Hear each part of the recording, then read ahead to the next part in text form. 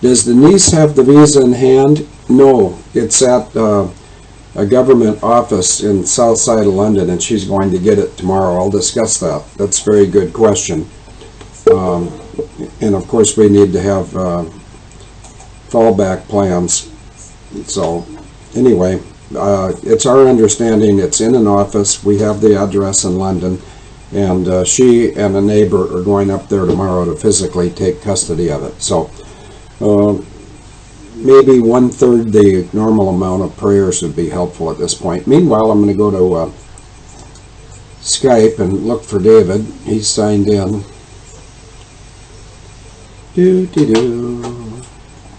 Now we'll prepare for the 1 ringy-dingy, 2 ringy-dingies. There's 1 ringy-dingy.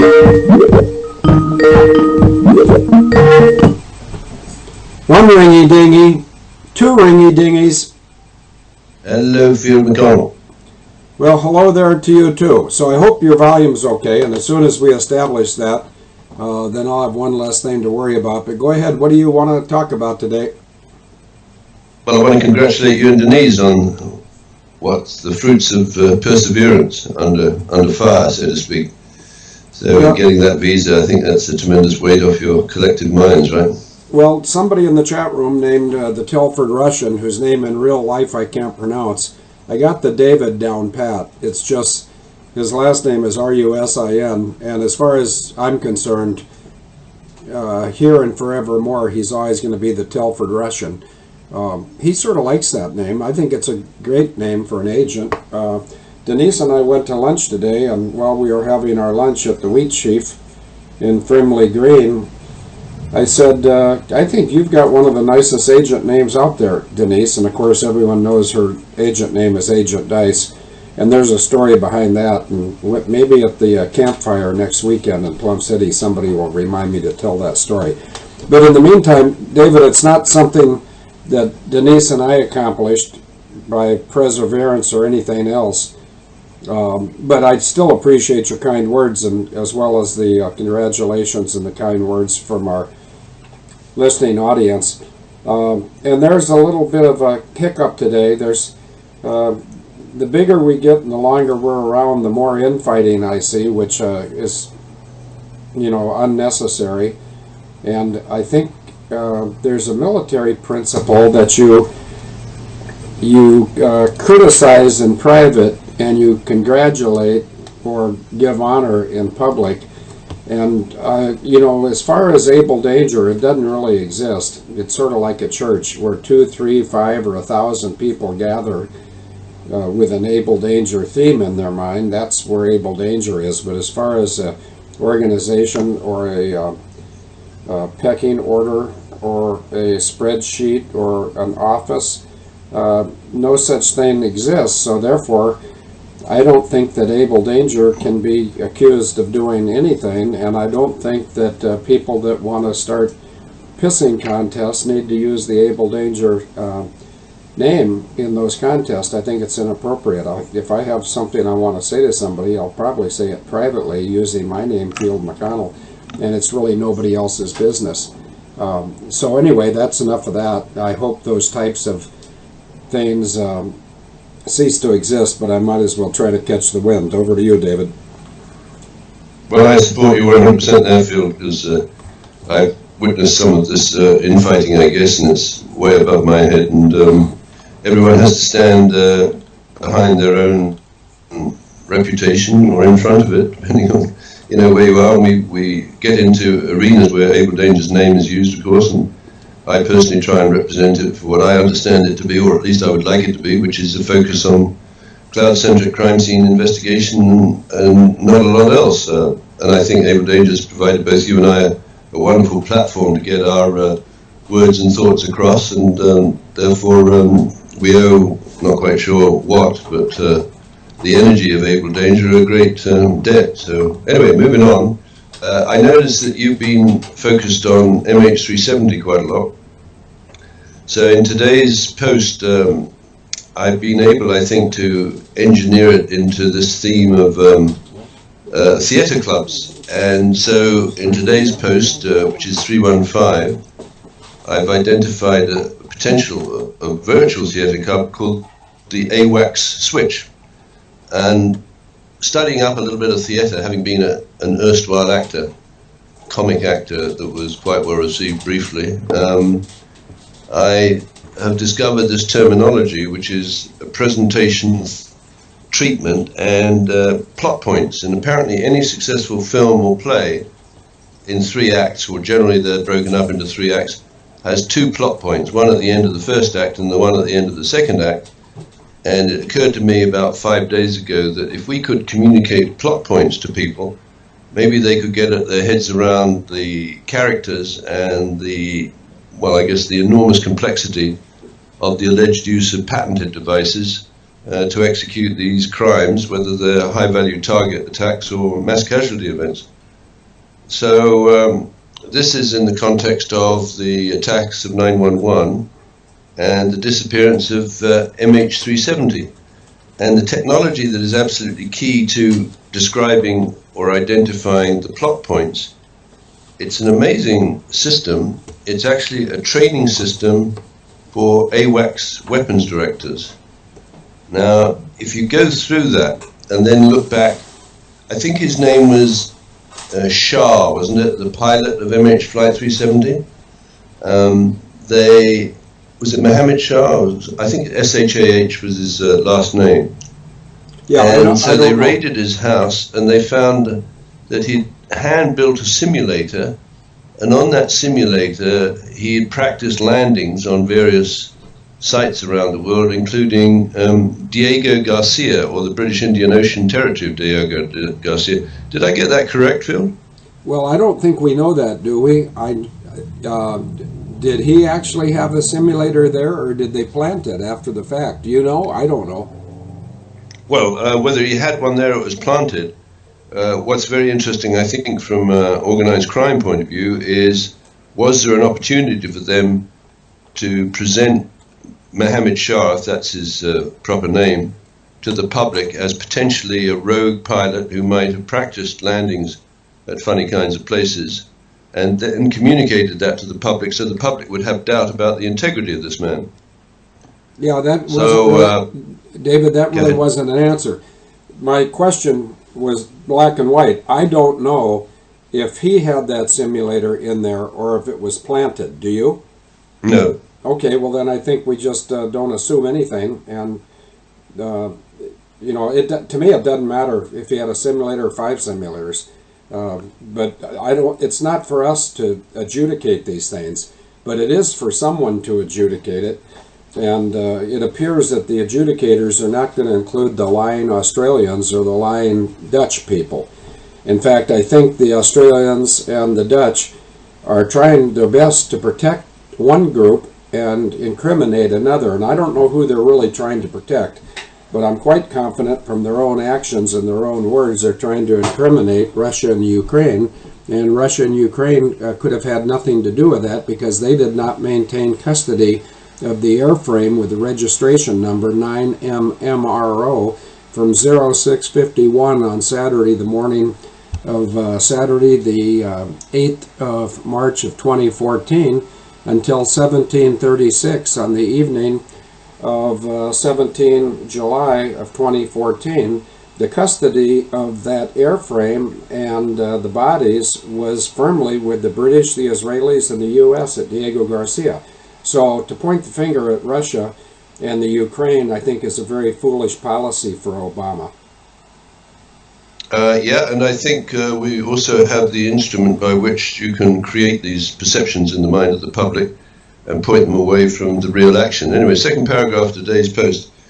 Plot point 1 at the end of Act 1 will help injured communities connect the hands of Serco, formerly RCA GB 1929, and its investment bank at NM Rothschild Sons, on Southwest Research Institute's, that's SwRI, interactive training system for AWACS weapons directors, US 6053-736A device, to the switch of the Global Guardian continuity training exercise of September the 10th to the 12th, 2001, into a live fire terrorist hijacking scenario on 911. And those aren't my words. Live fire terrorist hijacking scenario is on the front page of the briefing document for Global Guardian, together with a picture of the Red Team leader, allegedly Osama bin Laden. So to say that there was no warning that this was going to happen, it was actually rehearsed through Amalgam Virgo 1st and 2nd of June of 2001, and it went rogue on 9/11. So to continue, live fire terrorist hijacking scenario 911, and the switch of a Cope Tiger training exercise involving aviation units from the US Air Force, Thailand and Singapore, as well as the US Marine Corps, which diverted the Boeing 777ER to the British Indian Ocean Territory, BIOT of Diego Garcia on March the 8th, 2014. So I only knew this morning, Field, that the Cope Tiger exercises involved aviation units from the Marine Corps. But could you just remind the audience of your visit to Kuala Lumpur and your meeting with Matthias Chang and some of the discussions you had about the possibility of a training exercise going rogue? Over to you. Yeah, I'm pretty sure I've discussed this before, but I left Minneapolis on the 15th of April of 2014, and I arrived in Kuala Lumpur on the 17th of April. It seems like a 2-day trip. It's not. It's a 1-day, all-day, 24-hour plus trip. The first leg of the journey was from Minneapolis to Amsterdam, and then I killed a couple hours in Amsterdam, and then I hopped on Malaysia Flight 17, or as they like to say in the media, MH17, and I flew on MH17 to Kuala Lumpur, and I was met at the airport by Matthias Chang. He's an attorney, and he was previously the legal counsel and the personal counselor to Dr. Moore. I'm not trying to be racist. In fact, I'm not racist. You know, a black is a black, a Caucasian's a Caucasian, a Beaner's a Beaner, a Rico, a Rican's a Rican, a Jewish person's a Jewish person, and why don't we just get over it and stop hiding behind what we are? I'm a Caucasian, so what? If you don't like Caucasians, feel free to hate me, but it's not really very erudite of someone to do that. So anyway, Matthias Chang was the legal and general counselor for Dr. I almost did it again. Muhammad is his first name, I think. Matahir Tun Muhammad, that's it. Would somebody correct me, because I don't mean to be disrespectful, I mean exactly the opposite. I think Dr. Matahir Tun Muhammad should be recognized globally for making Malaysia the world-class nation that it is today. It wasn't that way when he started his term, I understand, in 1981, but he ran that country, and he really helped bring it into the 21st century, if you will. He ran the country from 1981 to 2003 off the top of my head. Then Najib Razak came in, and Najib Razak, and I'm not pronouncing that correctly, but I'm not doing it on purpose, I'm just tired. The second guy took at least a $681 million bribe for something. Well, I think it's the onus, not anus, they're all anuses, but I think the onus is upon Najib Razak to explain to Malaysia and the global community, because see, the global community has been impacted twice. Once with Malaysia 370 being electronically commandeered and rerouted to Diego Garcia, killing 239 innocent souls on board. But the international community was also impacted by deceit and deception. On the 17th of July of 2014, when the same exact airframe, and it was a basket case airframe, the term that used to be popular 200 years ago when I was a pilot was, we called bad airplanes hangar queens, because they were always in the hangar getting maintained and they seldom flew. Such is the history, and this is worth listening to. If nothing else I say tonight is worth listening to, this is. The aircraft in question was registration number 9M-MRO, and it was a Hangar Queen. I believe each year, in perhaps the 5 to 7 years preceding their, I'm going to use a vulgar term, tough shit, they shit canned that aircraft. Okay, that's what they did. That's what Malaysia did. Malaysia, and it almost has to have been involved at some way to trigger a $681 million bribe to Najib Razak. But Malaysia Airline Systems had a real Hangar Queen in 9M-MRO. And can I prove it? Yes, I can. All we have to do is have a judge subpoena the maintenance logbooks for aircraft 9M-MRO and find out how many revenue flights it performed per month for the 60 months preceding Malaysia 370. And I'm going to go out on a limb. I've seen the number and I don't recall it. I've got bigger fish to fry. And I don't like frying fish 30 or 40 times. It gets dried out and hard to eat. I think we collectively, Able Danger and all those who contribute, and I don't mean money-wise, that's not important compared to intelligence, and I don't know if the guy from Australia is listening right now. I hope so, because I want to contact him about another matter, and that being the documentary that I'm going to be doing down in Dallas about MH370. Also, there's a guy from New Zealand, Stephen Penniket, Penniket. I think I got it right. Apologies if I didn't.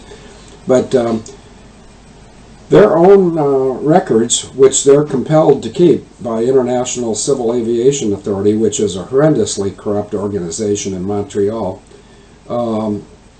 and a guy my age and background, Northwest pilot named Dwayne Worth, W-O-E-R-T-H. Everyone at Northwest called him worthless, which was a compliment. He was not worthy of that type of a slur. He was beyond worthless. But he was a president of ALPA. He's one of the 4 presidents of ALPA who have suppressed the truth of 9/11. And in order, they are Randy Babbitt, B-A-B-B-I-T-T, Dwayne Worth. I'm picturing a guy from Continental. I can't remember his name right now. It might come to me. John somebody. Starts with a P. There is and anybody could look this up by just putting in ALPA Presidents. A-L-P-A Presidents. And I think the guy's name's coming to me, but I'm not going to wait for it. It's like John, it just came to me, Prater, P-R-A-T-E-R. He's a Continental wiener. Some people don't like my language. Well, you know what? I don't like pedophilia. I don't like innocent murder involving airliners. I don't like Jewish attorneys or Christian attorneys or agnostic attorneys covering up 9/11 when it's very obvious who did what to whom, how they did it, when they did it, and why they did it. And if I sound negative, I'm not negative. I'm really happy. I'm going home to Wisconsin on Wednesday, and we're going to have a really good plunge. And as soon as we're done with this radio show, I'm going to order some shirts for me. And if anybody within the sound of my voice wishes to order any shirts, I'd say today is about the last time you can do it, and expect for them to be delivered in Plum City, but that's for another talk. The 4th guy, it's going to take me a while. I can picture him too. It's funny how brains work. I can picture these guys. There was a Delta pilot. It just came to me. I guess I'm not brain dead, David. Oh, hey, David, you remember those 3 questions he asked me? That I asked you? Yeah, back in December 6th of 2006. How could I forget, Field? Okay, good. Anyway, the guy's name that was the 4th of the ALPA presidents, and I'm saying they're all, not only am I not an attorney, I don't even like attorneys, but I believe it's called an accessory after the fact, when these 4 ALPA presidents all have firm knowledge of what happened on 9/11 And I know they all have it because Randy Babbitt, Dwayne Worth, that's DUANEWOERTH, or say Bandy Rabbit Worthless, John Prater, Prater, and Lee Moak, LEEMOAK.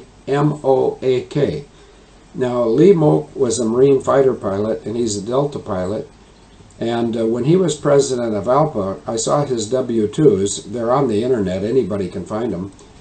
In fact, maybe somebody that's bored right now can put in Lee Moak, president of ALPA, W-2. And you'll see that one of the years he was the president of ALPA, he made about $1.3 million per annum. And I don't know what he did to warrant that. That doesn't sound like good union revenue sharing. I think that a union should reward everybody at the same level. In other words, everybody who's senior enough to be a 777 captain should get paid the same. Now, the only rationalization that I can see for why they should take somebody out of a 777 or a 747 or an Airbus A380 and put them in a union office, and here I'm going out on a limb, but I've been hanging around the airline since 1978. That's 40 years. It's a lot cheaper to pay one guy a lot of money than to pay a lot of people a lot of money. So if they get one person who will sing Kumbaya and look the other way on 9/11, and they got 4, let me just implicate these rat bastards one more time. Randy Babbitt, Dwayne Worth, W-O-E-R-T-H, John Prater, and Lee Moak. They all 4 know the truth of 9/11, and all 4 of them, according to my rudimentary understanding of law, I'm not talking statutory law, I'm talking real law. If you know of a crime, you're compelled by 18 U.S. Code 2382 to pass it up the food chain. Those 4 guys, Babbitt, Prater, Worthless, and Lee Moak, they haven't done it. And I can stick each one of them with it because I've got emails from me personally to each of those 4 guys. And they've all covered up 9/11. But in covering up 9/11, they also paved the way for the baker's dozen. There's a baker's dozen, by the way, in American English means 13 donuts. It means if you buy a dozen, they'll give you a 13th. Well, when I came up with that term with Craig Peterson, and Craig Peterson has a wonderful image called Baker's Dozen, that was because there had been 13 subsequent murder for hires involving aircraft since 9/11. So we got 13, now we have 2 more, there's now 15, plus the 4 aircraft on 9/11, that's 19. And what have the Airline Pilots Association presidents done about it? Jack shit. Now that's going to bite them in the ass at some point.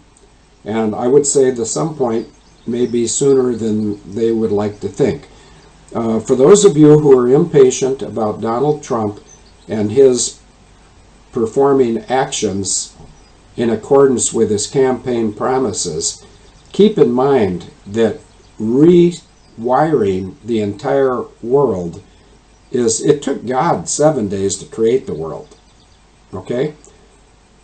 And that was when there was just like maybe 7 people running around with a couple of pterodactyls and petrodactyls and lickalotopusses.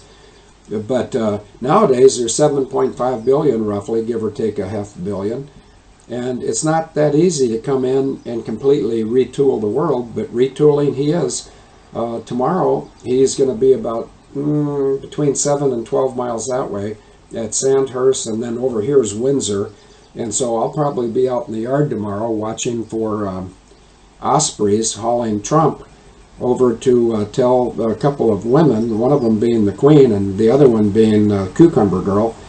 I think he's going to suggest that it's high time they pay reparations to the United States of America for the damages inflicted upon the United States of America and our economy by the monarch of England, who, by the way, is a the monarchs currently screwing up the UK are Germans, and there's no question, there's no argument.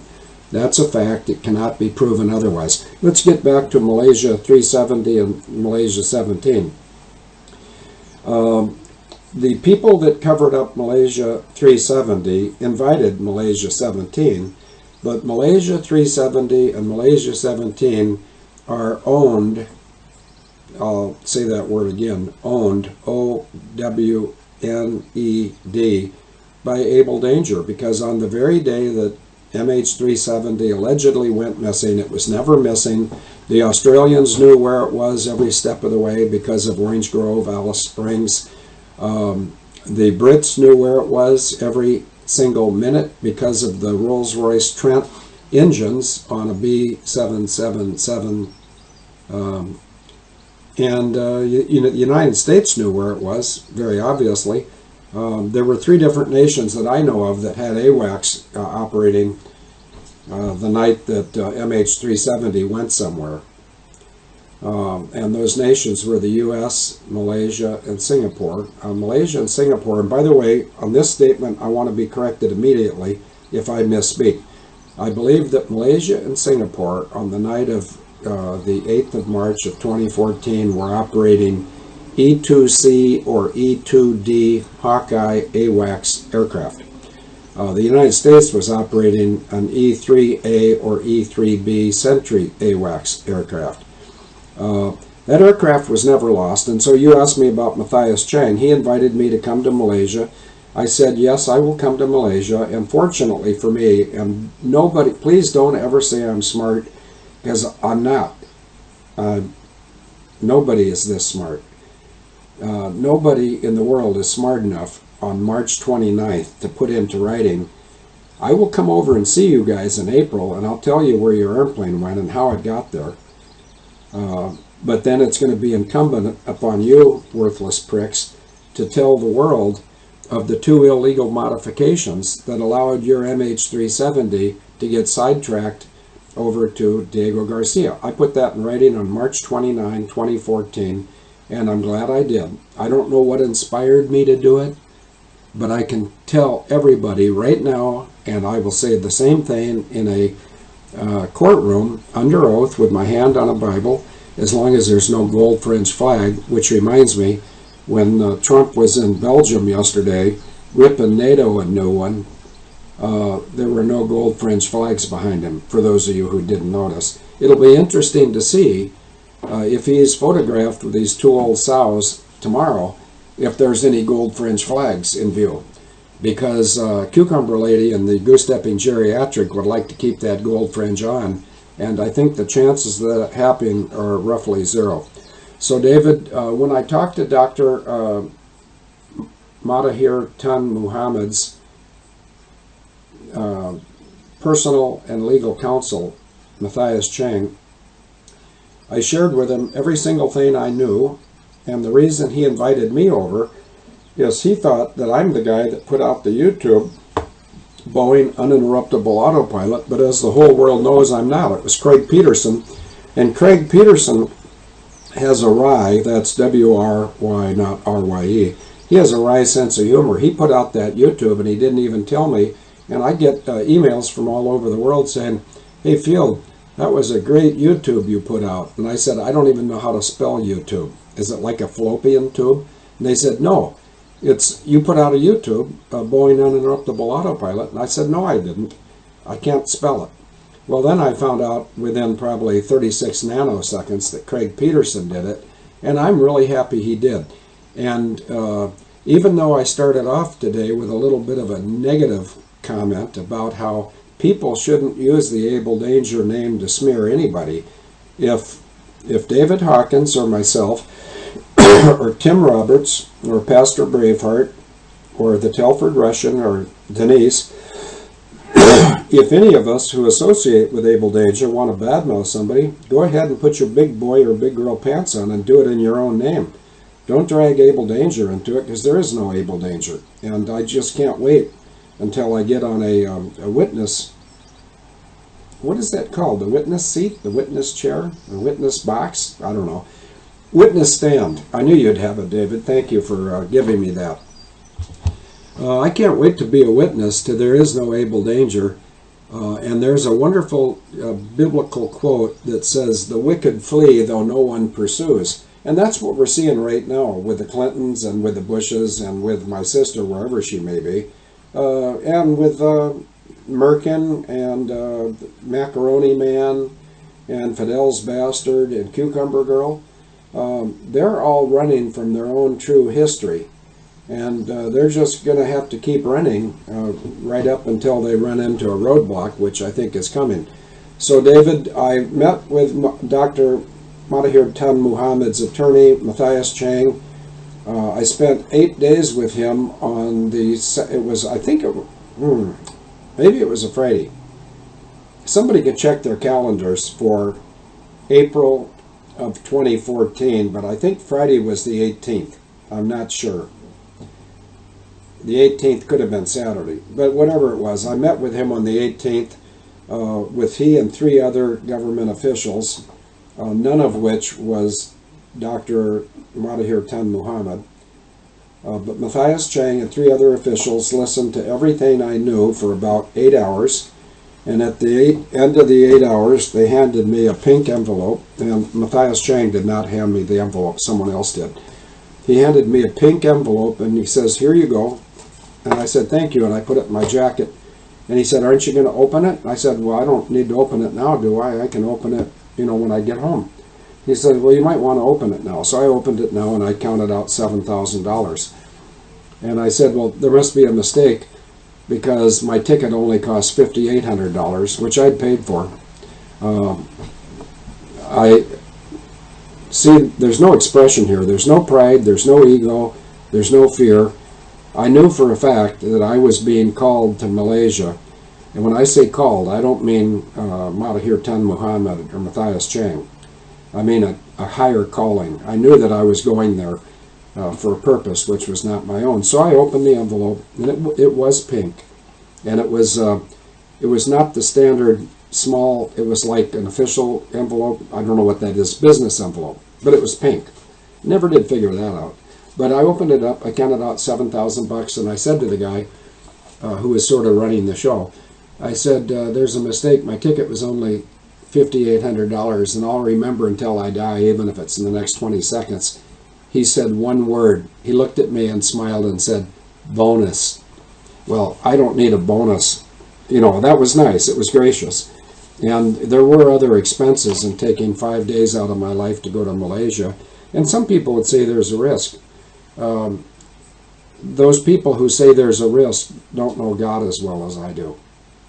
God wouldn't send me if he's not going to take me there and get me back. And the kind of faith I have, anybody can have it, but it doesn't come in one prayer, and it doesn't come overnight. It comes in a season, that's my choice of words, in a season of testing. Once you figure out that he wants you to work for him, then if you accept it, he's going to test you, and he's going to see what you're made of. And, if you can handle his test, he'll use you, and if you can't handle it, he'll excuse you with no bias. If some people just simply can't do this because they lack faith. But anyway, I told them everything about their aircraft, and I told them that you're going to lose another one unless, and I'd already told them in print on the 29th of March of 2014, but I told them face to face, I said, you guys need to take this information and publicize it around the world, and if you don't, then, don't bother me and tell me that I should have been more emphatic. I said, I can't tell you more emphatically than I believe it's 100% probability that you're going to lose another airplane I said in writing, 1900 on the 17th of July of 2014. You're going to have a second explosive event. That second explosive event was Malaysia 17, which was the aircraft of Malaysia 370. And so if some of you out there in Able Danger who enjoy my ability to trick fuck people, and I say that honestly, I say it with no pride, with no ego. It's just I sort of put these guys in a corner, and I sort of trick-fucked them, because I told them what was going to happen. And I told them if it happened, and they had not published the illegal modifications to MH370, which they did not, you know, the blood's on their hands, not mine. I mean, I spent 5 days of my life, which is fine. I mean, life's a long time, and it's over when it's over, and until then, you shouldn't shrink back and say, oh, I hope. Oh, I'm a little nervous. No, not everybody has to be like me, and frankly, I'm glad that not everybody is like me, or I'd be bored to tears. I much prefer meeting real people who are not me, and I'm gonna name, without looking at who's in the chat room, I'm just going to name some people that I just love and respect, and several of them have no idea where this is coming from. Telford Russian. I'd much rather Telford Russian be the Telford Russian than Field McConnell. I've already got Field McConnell covered, so you're doing a great job as the Telford Russian. I hope you keep it up, because if you do, you will be blessed. Captain McKaylee. She's coming to the plunge, by the way. And I don't know anything about her. I've never met her. But I know she thinks enough about the truth and being a faithful servant that she sent me a nice white hat, which I promise, Kathy, that I will wear in your presence when we do a live show next weekend from Plum City. Okay, I don't know who's here. And I'm just going to say that there was a lady who went to Texas to help look for a ranch with myself and Bucky Badger, and her name in real life, it doesn't escape me. I know exactly what her name is, but you know, we call her Sunshine. She picked that as a dangerette name, and she is a really wonderful woman. Probably it would be fair and not negative. I would never ever say anything negative about someone, but I think that her whole life has been, well, Elvis Presley once said of himself that he was from humble beginnings, and I think that's true of Sunshine too. But you know, take a look at Elvis today. He's remembered as one of the best entertainers, greatest voices ever. So I would say Telford Russian, Kathy McKaylee, Sunshine, Pastor Mark has really risen. Craig Peterson, and I need, I need another female, but you know what? I don't have to look very far. I have to look over at that empty stool, and Denise is out working on the garden because we're leaving in a couple days, but you know, she is very closely related to MH370, and if there was no MH370, there would be no Field and Denise, because she actually had a great deal of academic and scientific interest in what happened to Malaysia 370, and every time she Googled it back in March, April, May of 2014, my name came up, and of course my name's just one of the names that should come up, but there is no Able Danger, but we do have Able Danger shirts, and I'm going to be ordering. In fact, I'm going to get off the phone here in a minute, David. I don't mean hang up the radio. I mean turn it over to you, because I think I've answered your question. But as far as Malaysia 370 and Malaysia 17, Able Danger, if it exists, or Field and David and Craig Peterson and Tim Roberts and Denise and most everybody else in the chat room, to differ in varying degrees, all of us have contributed something, and none of us have contributed everything.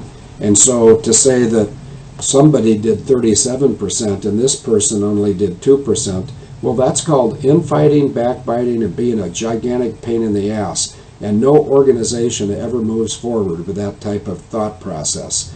So if you're in the chat room now, or you're listening, you're a co-equal member of Able Danger, and when this radio show is over, Able Danger will be recessed and we'll go back to being somewhat normal people.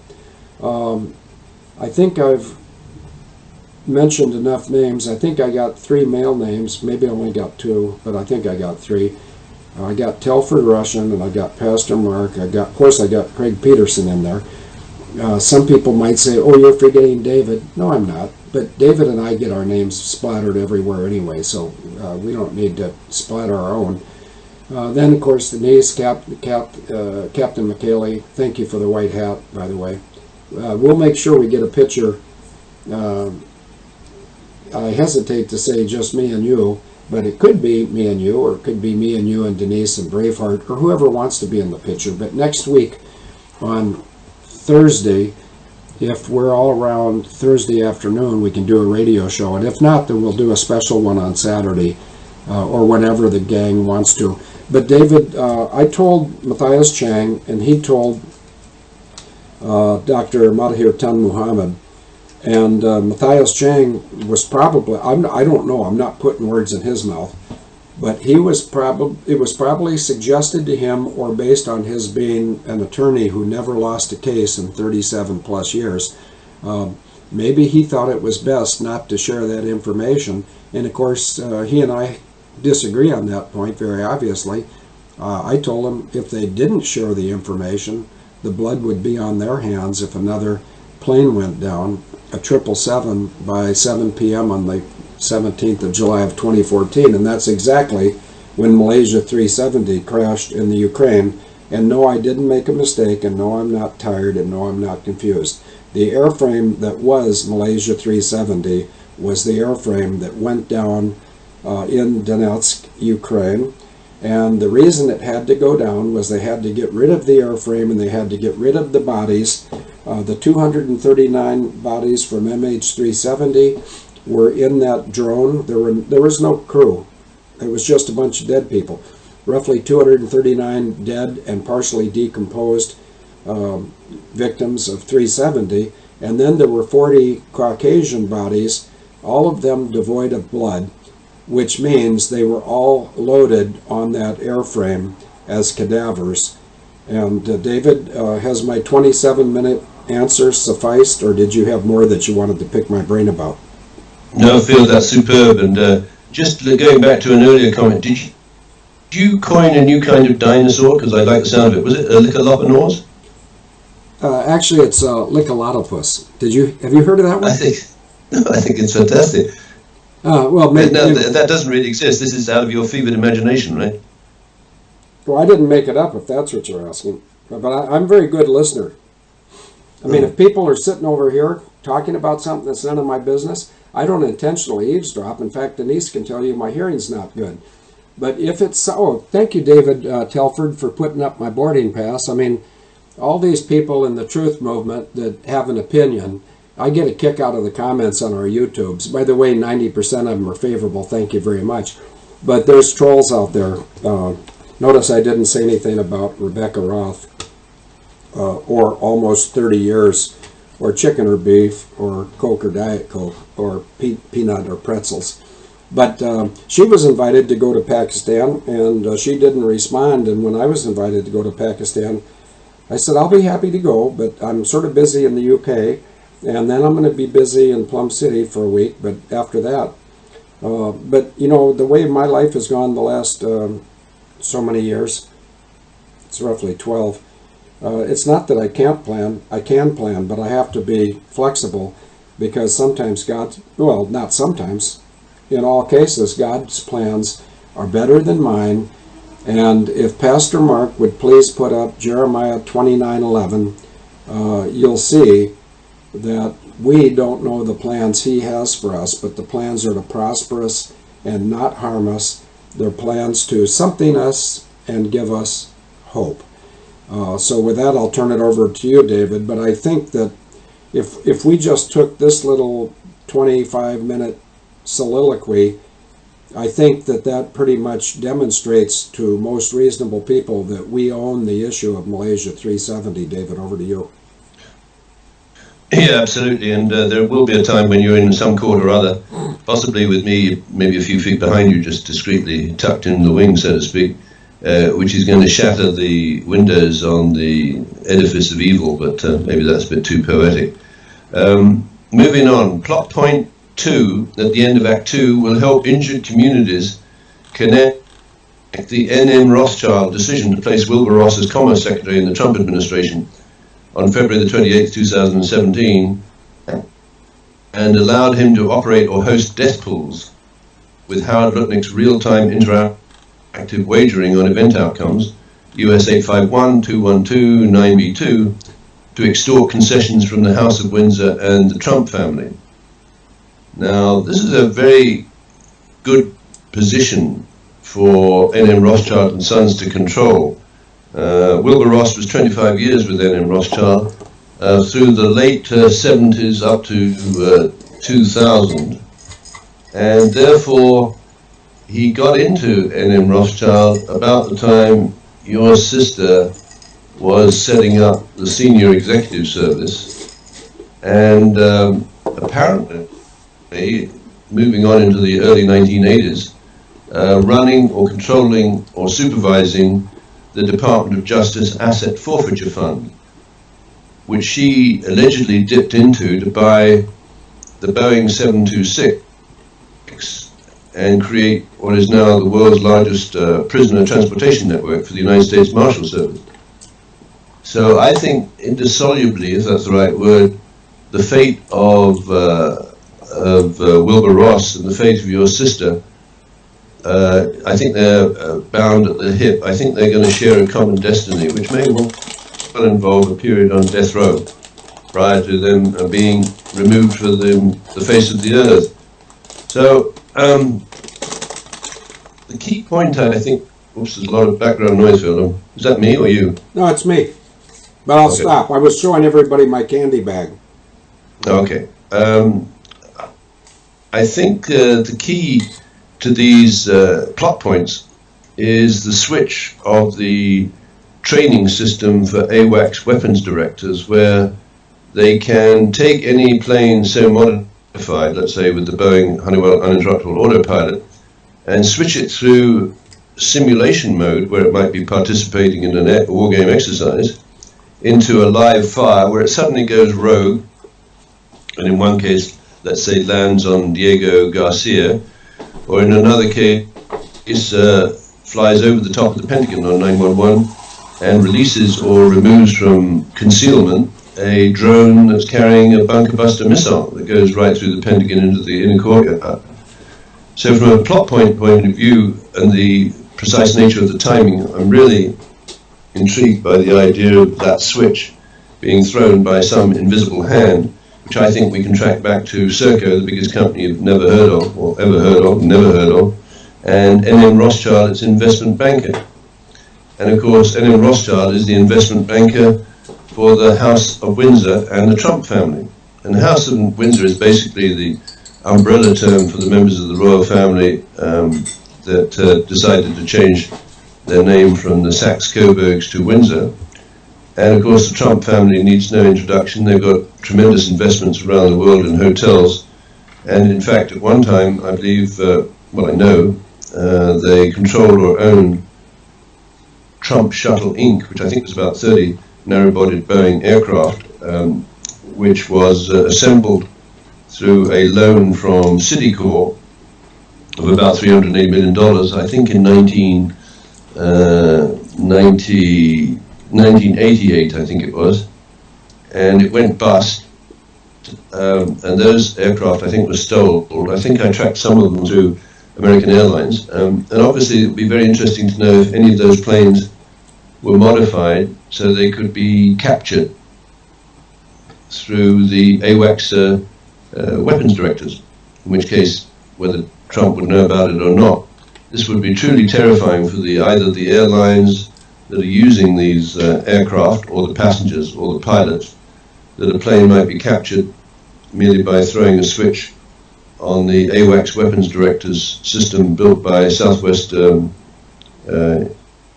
Research Institute in Texas.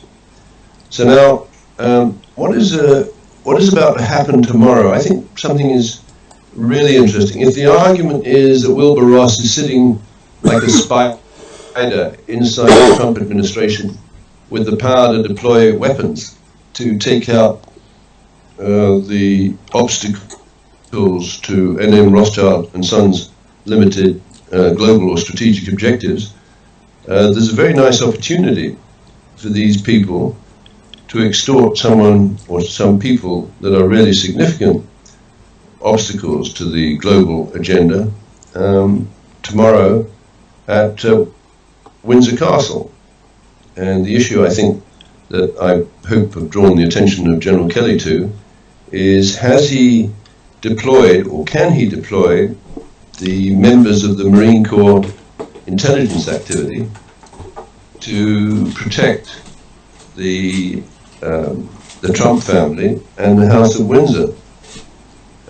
Now, up to now, or maybe he's got something in reserve that I don't know about, protection for British citizens doesn't appear to have been very good, because, let me read this next paragraph. In Act 3, communities can truth test tweets generated by Kinetic North America Inc.'s social engineering protection appliance, which appears to conceal Serco's use of Jerome Lemelson's prisoner tracking and warning systems and corresponding methods to deploy Conair SWAT teams with material stolen from Northwestern University's metal organic frameworks for the catalytic detoxification of chemical warfare nerve agents, and attribute recent Novichok attacks in Wiltshire to Russia.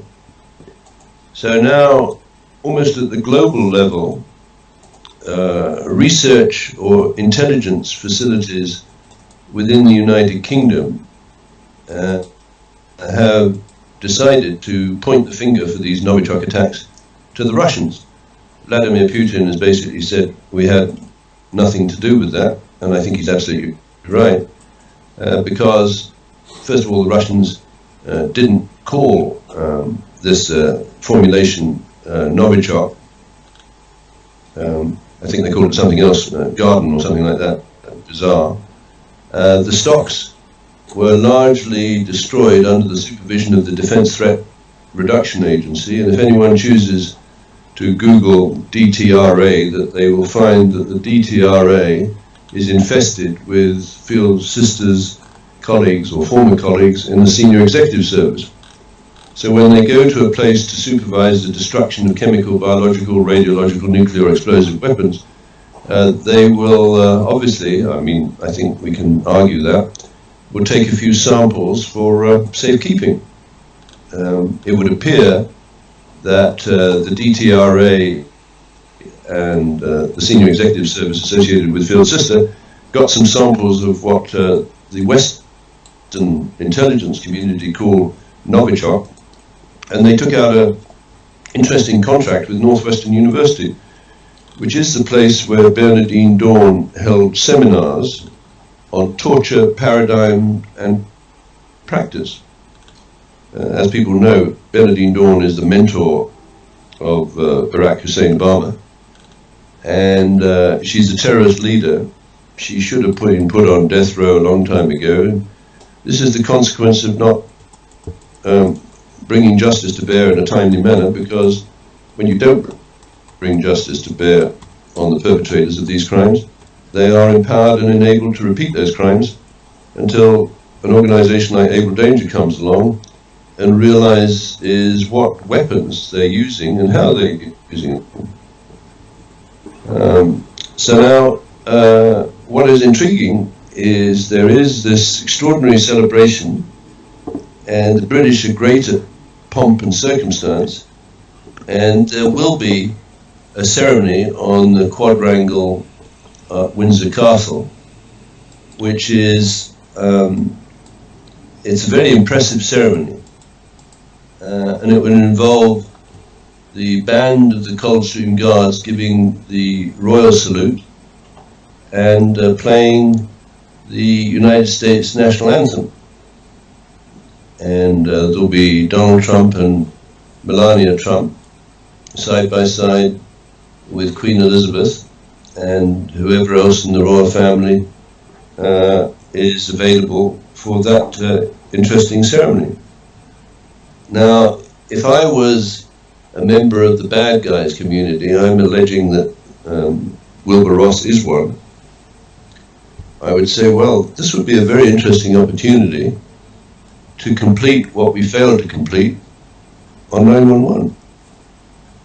That fourth target, I think, Phil, you and I agree on that, was probably the Capitol building, which incidentally was designed by Dr. William Thornton, who was the first superintendent of the United States Patent and Trademark Office. He was an Anglo-American and he was a crook. And he designed the Capitol building, which was the target for the fourth plane. And because, and I think you know better than I, why that fourth plane departure was delayed, but if you buck out the 49 minutes of the delay, it seems to me that the fourth plane would have hit its target in Washington at the same time as Flight 77 allegedly hit the Pentagon. It didn't, it went over the top, as we know.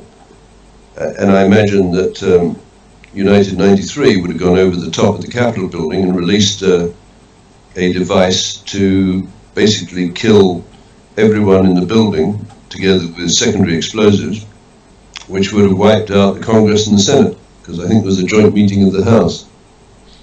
And America would have been decapitated. So that would have been an attempted coup d'etat.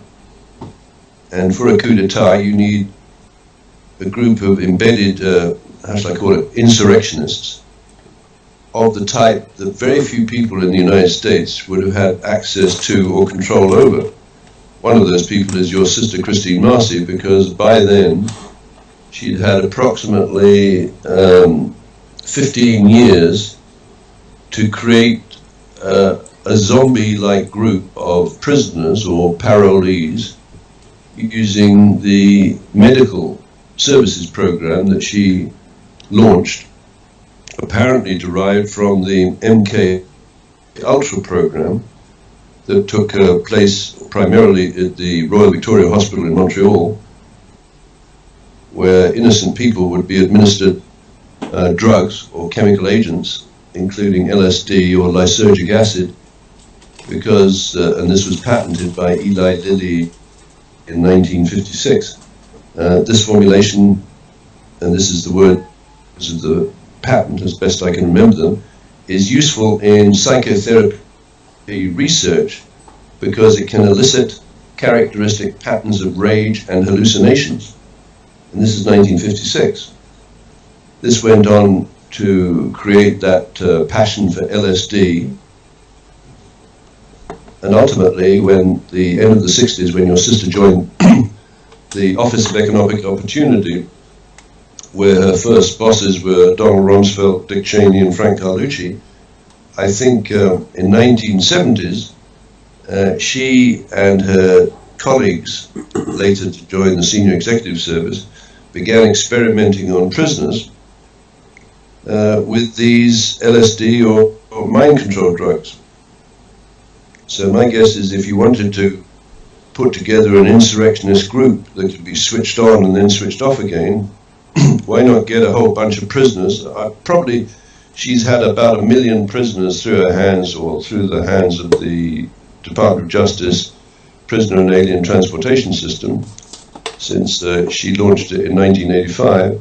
And many of those prisoners will be, how shall I put it, easily triggered into a characteristic pattern of rage and hallucinations, and they can kill anyone. And then at the end of the crime, they have a very limited recollection of what they've done until someone shows them a photograph, and then they're so horrified they'll do exactly what is necessary for those people not to show those photographs. So I think John Benet Ramsey was actually murdered by one of your sister's Con Air SWAT teams on drugs that induced or elicited a characteristic pattern of rage and hallucinations.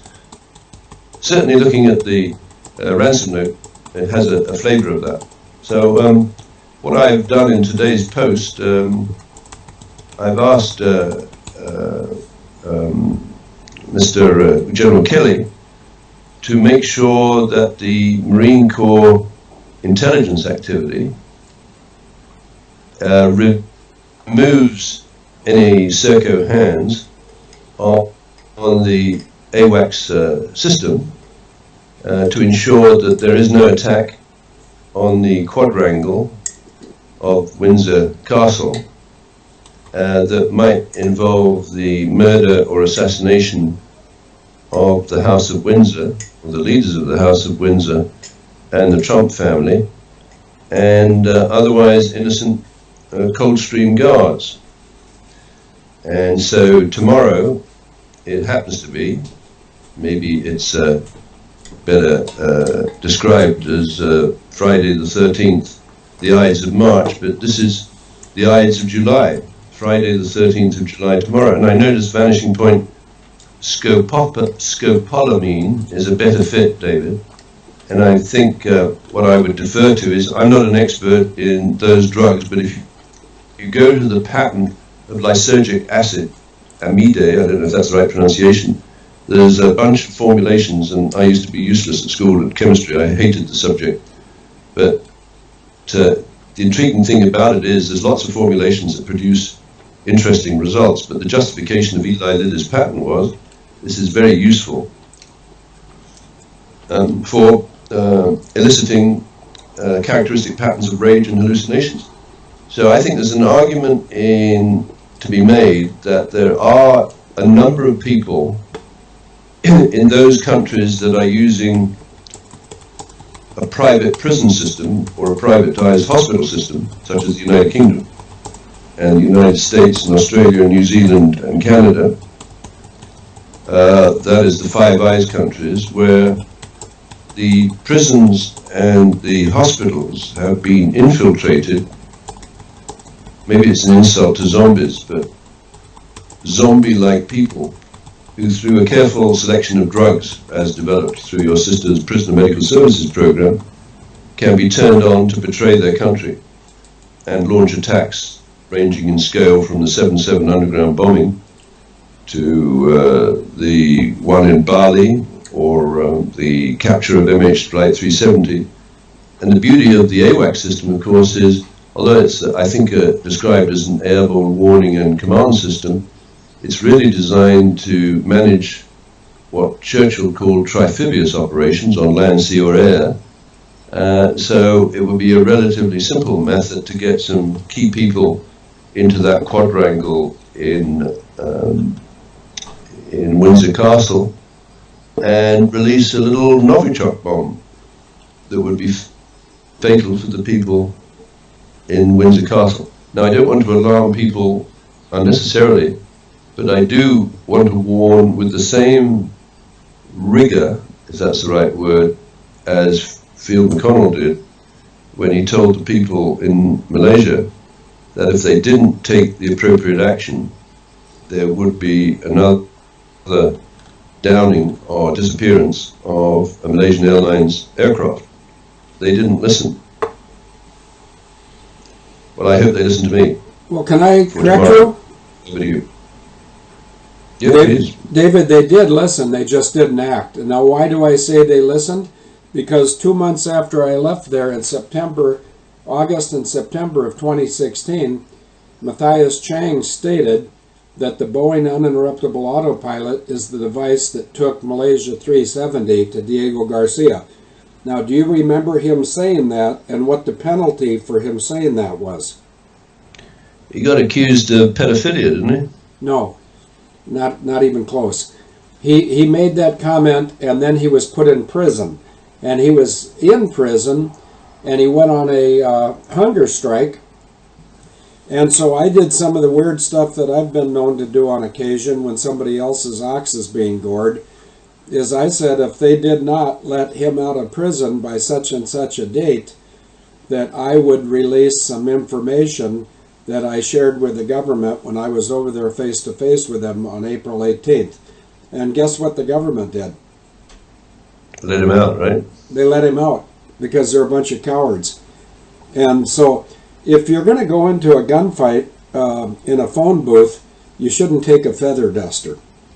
And if these guys really think that they are correct and they are willing to go down on the mat and wrestle it out with other people, they should make sure they know, number one, what the facts are, and number two, what their capabilities are, and number three, if they're willing to die if they're wrong.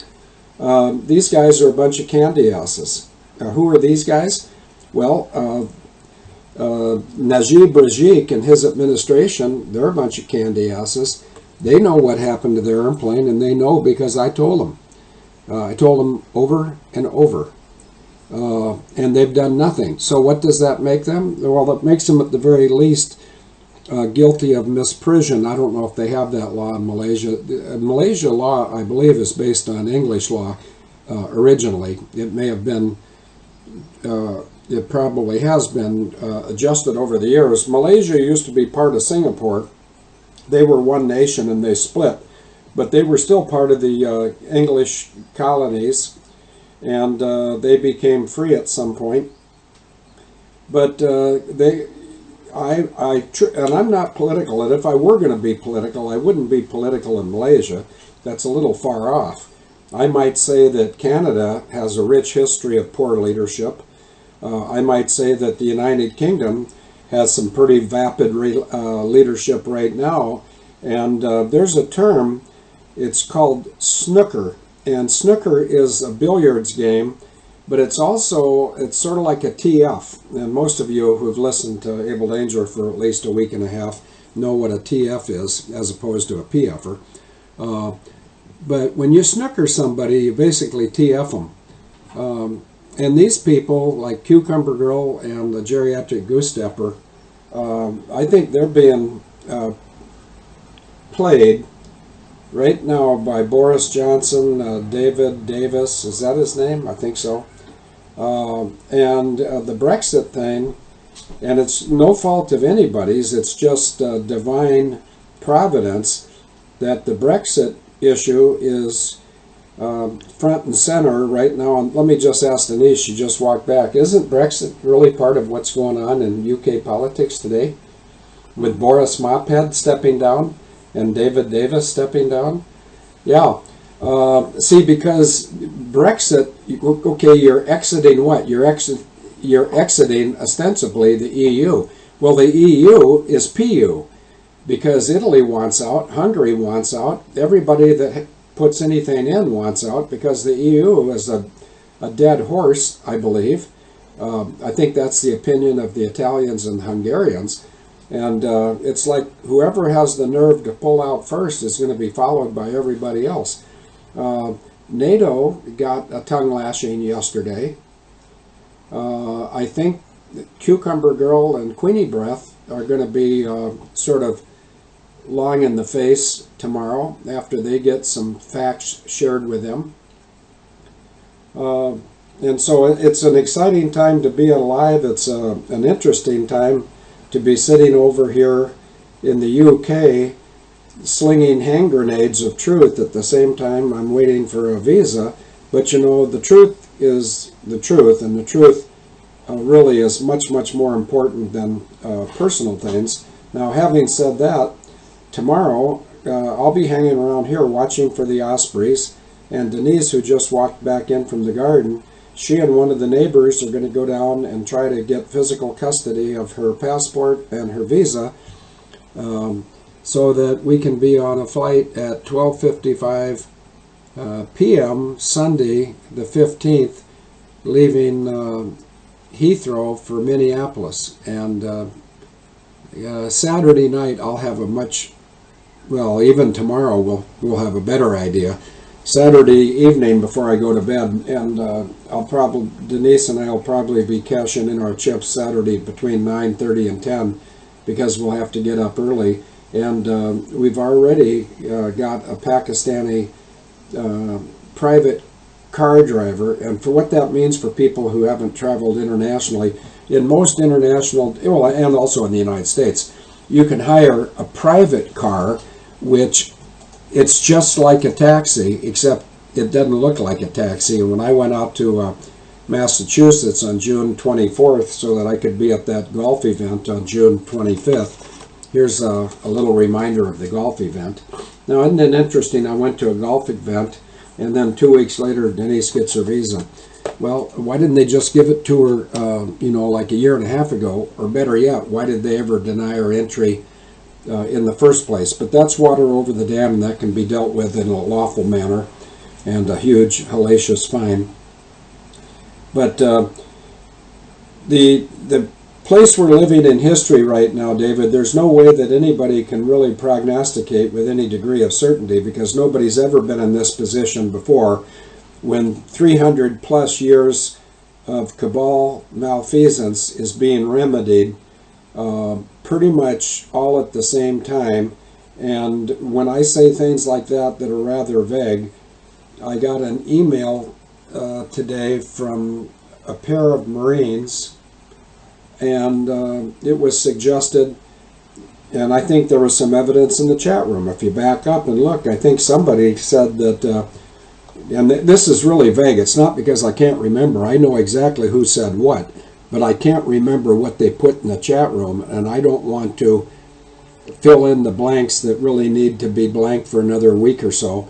But Telford Russian responded to Mad Dog and asked him a question about an hour ago, and that was a very good question that Telford Russian asked. And Telford, if you remember to email me after we kill this radio show, I'll be as explicit as I can be in private via email to you with a copy to Denise, so that, and the reason I like to copy people is I don't like to look like I'm saying certain things to certain groups and other things to other groups.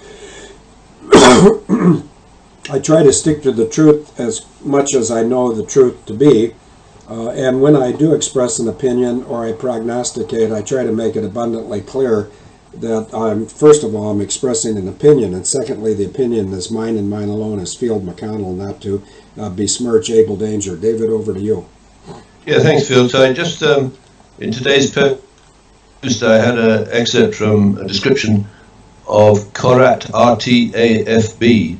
I guess that's the Royal Thai Air Force Base in Thailand, is a major facility for the Cope Tiger exercises, an annual multinational exercise conducted in 2 phases in the Asia-Pacific region. Cope Tiger involves air forces from the United States, Thailand and Singapore, as well as US Marine Corps aircraft deployed from Japan. US naval aircraft have also been involved in Cope Tiger. The flying training period portion of the exercise promotes closer relations and enables Air Force units in the region to sharpen air combat skills and practice interoperability with US forces. Pilots fly both air-to-air and air-to-ground combat training missions. And then it lists the participating American aircraft, including the A-10 Thunderbolt, F-15 Eagles, FA-18 Hornets, Super Hornets, Fighting Falcons, and then E-3B/C Sentry Airborne Warning and Control Systems, AWACS aircraft. So there would have been an AWACS aircraft in the vicinity of the Cope Tiger exercises. That AWACS aircraft would have been carried the training system for AWACS weapons directors, which would have allowed the AWACS weapons directors to jump into the flight guidance system of MH Flight 370 for a simulated training exercises that they call Cope Tiger, and then without the knowledge and consent of the pilot, Mohammed Shah, if that's his name, switch to live fire and then fly that plane wherever they want, which I think Field and I now believe we can demonstrate was to land probably a Category 3C landing, if that's the right term, instrument landing on Diego Garcia prior to taxiing into a hangar to be rebadged for the passengers to be killed, whether one after the other, I don't know, whether they were killed collectively, I don't know, and ultimately to launder the hull and the dead bodies through an excursion via Amsterdam to eastern Ukraine over Donetsk, where it appears to have been shot down with a missile that used a proximity fuse from British Aerospace that left a very characteristic shrapnel signature in the nose of the aircraft, and some of the shrapnel, I think it's a very characteristic butterfly type munition, in the bodies of the pilots. And then this outfit that is responsible for monitoring the internet for what they describe as malicious or criminal email messages, goes into action and eliminates the truth and injects the lie. And the company that has got a patent for exactly that, very sinisterly described as a social engineering protection appliance, is none other than QinetiQ North America Inc., which together with Serco broke up the operations at Porton Down, where Serco controls the facilities and QinetiQ controls the propaganda. And I think that was done either in 2000 or 2001 before the 9/11 attack. And those two companies, those two British companies, obviously played a major role in manipulating perceptions of Americans in the direction that there was some clown in a cave in Afghanistan straddling a yak who had the resources to put on a very sophisticated attack, which actually took out three, and by the grace of God failed to take out the fourth strategic target in the United States. That's the two towers. Actually, there was another strategic target, which was building number 7 in New York, because that controlled the command center for the attack on the 25th floor of WTC-7, the Salomon Smith Barney building, where the offices or the shared facilities were run through the Department of Defense, the IRS, and the CIA. And the IRS, I believe, thanks to your sister field, Christine Marcy, sent up a SWAT team to Vancouver, crossed over the border, I'm sure without the consent of the Canadian government, and confiscated all of the servers and kit of Starnet Communications, which was trading in online gaming, S&M images, and child pornography. So I think we have really an amazing thread with good continuity that could be create some of the most amazing theater scenarios in existence. And I think we covered a lot of ground, Field, so I'm just praying that people listen to this show and take into account its prognostication, a bit like your prognostication about MH17. My prognostication is there will be an attack on the quadrangle at Windsor Castle, on the House of Windsor and the Trump family, unless Abel Danger frightens the potential perpetrators into standing down that particular attack and trying to regroup and prepare another one. But there will be another one, and whether there's one tomorrow, I just pray to God that we've thwarted it. Over to you, Phil. Okay, anything else to add, Your Lordship? No. Okay, do you want to hang up or do you want me to hang up? No, I think I'll hang up. Okay, and then I'll invite Pastor Mark to, now that David has hung up and I didn't do it, he did it. Pastor Braveheart, why don't you give us a ring, and then we'll do like up to the next hour perhaps, or less if you wish, and we'll see where it goes. Now, if I were going to prognosticate, I would have prognosticated that we've already thwarted the attack on the quadrangle, but that's different prognostication techniques for different folks. Some people say different strokes for different folks. Look at that, there's a stroke. Okay, let's see.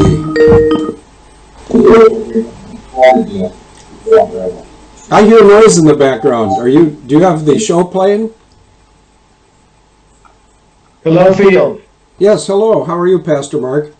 Very good. How are you today? Good. What would you like to talk about? Thanksgiving. Oh, Thanksgiving. Okay. Well, as long as you brought that up, I think we should have Thanksgiving every day, not once in November. And I think we should have Christmas every day, not once in December. And I think that, I'm not telling anyone else what they should do. That's not my place. I can tell you, Mark, what I do is and I didn't say do, I said what I do. I thank God every morning when I wake up, and I quietly thank Him when I go to sleep, and several times during the day as my mind turns towards Him, which it frequently does. because, you know, he's controlling the world, and there's people who don't agree with that, and that's fine. They can just go ahead and disagree on that. It won't bother me. Over to you. Well, thank you. And I think with that said, it'd be good to open with a prayer. Would you like to open this time since I opened last time? Okay, well, since I'm going to open with a prayer then, first of all, let me just solicit quickly to the chat room. Is there anybody in the chat room who has a prayer request? And if I get one within 30 seconds, I'll do that. And if I don't get one, then I'll just come up with something on my own.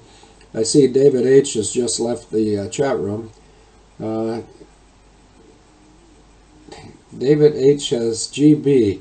Discord seems to want me to sign in. Do you want to Skype? I guess that's between David and Gobsmack. They'll probably Skype and have a chat. And I don't see anything that anybody's asking, so I'm going to turn around and face the wall and say a prayer for safe travels for those who are either traveling to and then again from Plum City, or in the case of Denise and I, we're going to, and also the President, Melania, we're going to be doing some international traveling. So here goes.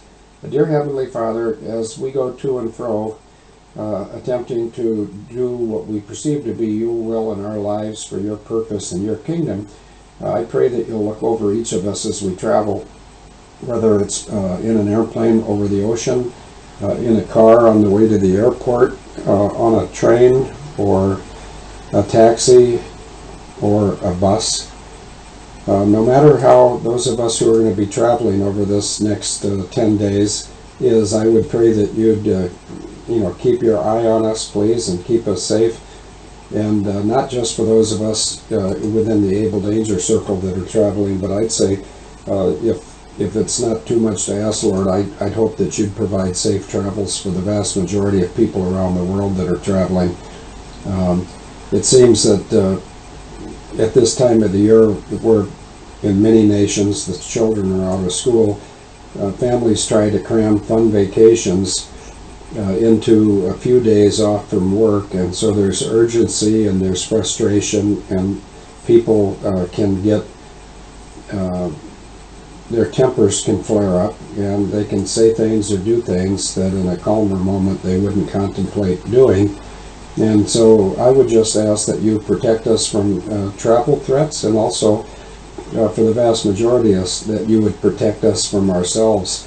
Some of the greatest injuries to me personally, Lord, as you well know, are inflicted by myself. So I would pray for myself and for others that we do not attack ourselves, and that we give ourselves some slack, and that we, if we're traveling on a motorway or a highway, that we don't engage in road rage or breaking too many rules that would result in endangering some innocent parties and other vehicles. I also pray for specifically for the people traveling to Plum City next week, that their travel goes as scheduled, so they don't deal with the added frustration of feeling like they've got to scramble for last-minute connections. And I pray these all in the name of Jesus. Amen. Over to you, Mark. Amen. Amen. That was beautiful, Phil. Well, I don't know if it's beautiful, but I sure hope that everybody travels, including Denise and I. I hope, as of right now, the ability to get on the airplane Sunday at 12:55 looks pretty good, especially for London in the summer.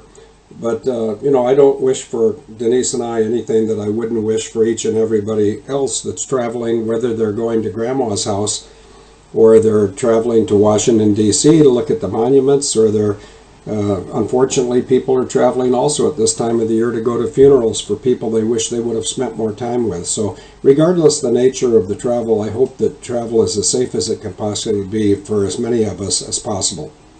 Once again, over to you, Mark. Indeed. And, the prayers of a righteous man availeth much. So I say beautiful because anytime that I know someone like yourself that stands in righteousness and for righteousness through the name of Jesus Christ, their prayers are powerful and effective. And so lifting up prayer is our one-way communication, but I really consider it a two-way communication with Father. And those prayers from a righteous heart are collected literally on a laver on the altar of the throne, in the throne of God, and near the throne of God, and those are used. They're sent down at the appropriate time. So those traveling mercies will be there. Those things that are needed to get people to and fro will happen. And as we've seen, the prayers of the corporate that were sent up on behalf of your wife's visa, we see the fruits of that. And yes, through perseverance and through patience, we found God more than righteous to answer that request, and we'll be praying that everything goes well to picking it up tomorrow, and grateful when we see you both on that plane on Sunday. What a joyous day that was when that announcement came. I know throughout the chat rooms, both in the new discourse, I call it discourse because I don't like the word discord, and also within Campfire, it was amazing how ecstatic people were, and talking to people within discourse, you could just feel the relief and the joy that was there. Many, many, many people. And I have no doubt what was happening over there in England had to be just wonderful for you two. So I am besides myself with Thanksgiving, as David said, and looking at the Psalms 26 that I sent you today. You know, David was going through quite a bit at this time when he penned this psalm or song. And he had been chased. People were trying to kill him, etc., etc. And I love his words: "Vindicate me, O Lord, for I have walked in my integrity." And he was an integrous man. And at that time, this is well before Bathsheba and that sin, etc. "And I have trusted in the Lord without wavering. Prove me, O Lord, and try me. Test my heart and my mind." And the Lord will take us up on that. "For your steadfast love is before my eyes, and I walk in your faithfulness. I do not sit with men of falsehood, nor do I consent with hypocrites. I hate the assembly of evildoers, and I will not sit with the wicked. I wash my hands in innocence, and I go around your altar, O Lord, proclaiming thanksgiving aloud and telling all your wondrous deeds. O Lord, I love the habitation of your house and the place where your glory dwells. Do not sweep my soul away with sinners, nor my life with bloodthirsty men, in whose hands are evil devices, and whose right hands are full of bribes. But as for me, I shall walk in my integrity. Redeem me and be gracious to me. My foot stands on level ground. In the great assembly, I will bless the Lord."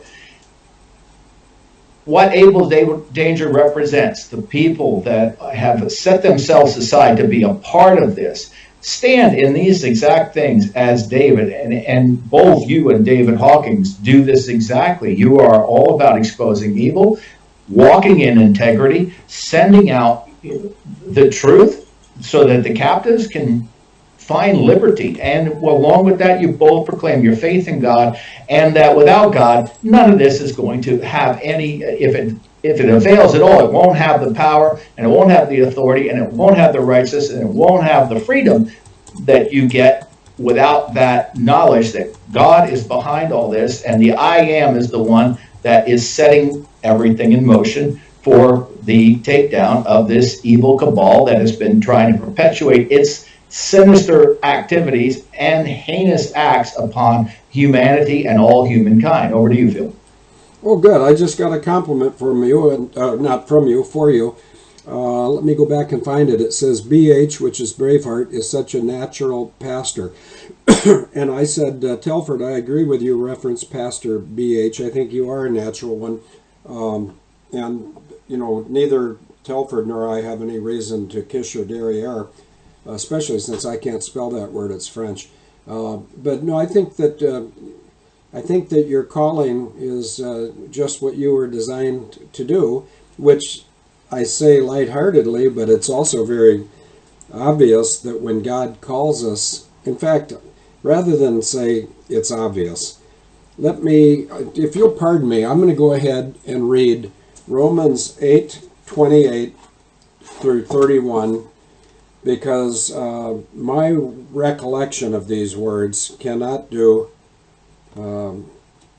legitimate service to this. So first I have to be smart enough to find Romans, and it'll take me a little bit here. I think I'm in the neighborhood. Oh,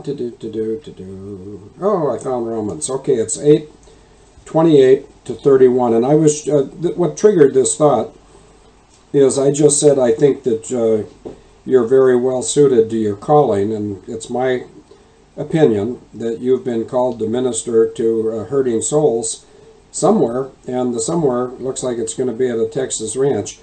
And so I'll try to read this. It's not real light here, and this is very small, but I'll try to read it as faithfully and as clearly as I possibly can. Starting at Romans 8:28.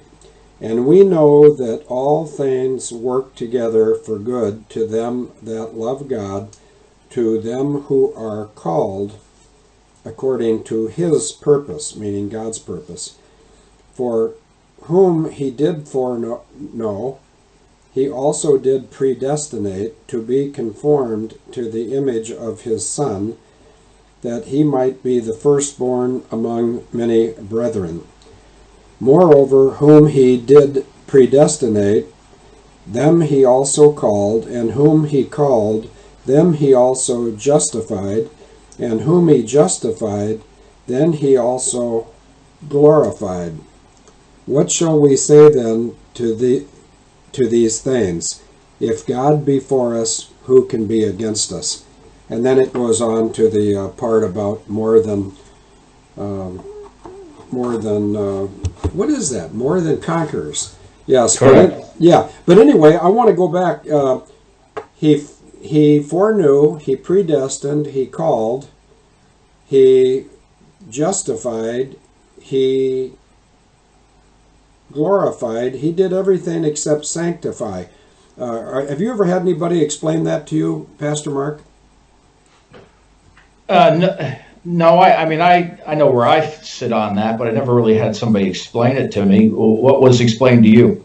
Well, I had a pastor named Dale Finstrom in a little town in Minnesota who read me that. I think it was Pastor Finstrom, but it was either him or Clyde Holt. There's only two pastors I've ever been moved by, and I thank them both for that. But they said, did you notice he didn't say anything about sanctify? And whoever it was that was teaching me this lesson one-on-one said that's because he can call you, he can predestine you, he can foreknow you, he can justify you, and he can glorify you, but only you can sanctify yourself. And I think the point, I'm going back now a number of years, but I think the point was that if you want to be sanctified, then you have to behave in a certain manner worthy of the sanctification, and it's not something that God will force upon you. I'm not sure I understand that well, but I do know this. I'd sure like to understand it better. So maybe on your plane ride from wherever you're starting, which I believe is Portland, Oregon, heading to Minneapolis, maybe you can just take a look at that Romans 8:28 through 31, and notice that sanctification is not addressed, and yet it happens between the justification and the glorification. That's my understanding. Is your understanding at this point anything different than that, Mark? No, that I would not use the exact same words, but that's pretty much how I see it. And sanctification comes from the process of putting off self, putting on Christ each and every day, dying a little bit more to self and becoming more and more alive in Him. Yes, that's how I see it. And I sometime when we're together, and let's have Kathy McKaylee and Agent Dice remind us, because we're going to have some jovial times in 401 looking at the cluttered office there, and we're just going to be we're probably going to do a short show there so other people can see whichever members of our Able Danger family show up in Plum City, and there's more than just the ones we know about. I got an email yesterday or the day before from a woman whose first name is Patty. I won't mention her last name, but it starts with an M.